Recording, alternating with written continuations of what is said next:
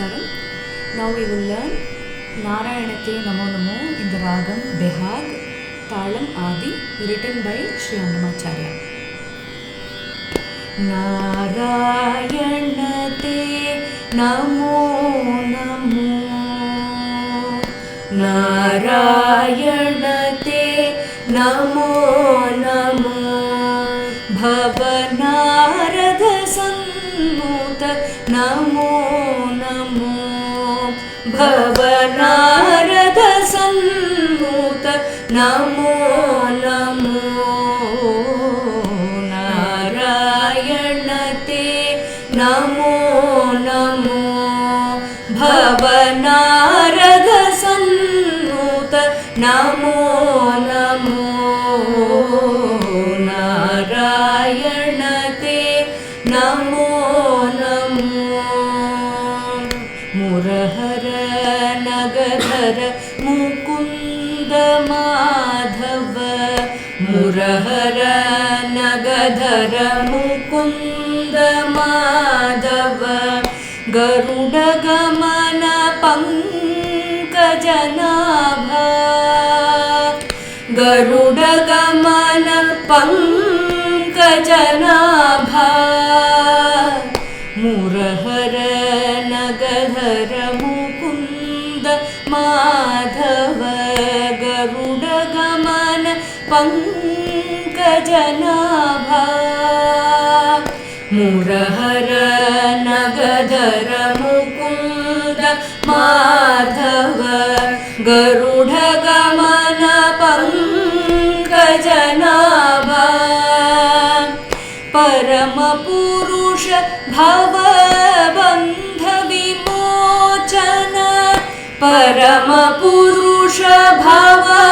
Bandha Vimochana, Naramraga Sharira Namo Namo, Naramraga Sharira Namo Namo, Namo Naramraga Sharira Namo Namo, Namo Naramraga Sharira Namo Namo, Narayanate Namo Namo,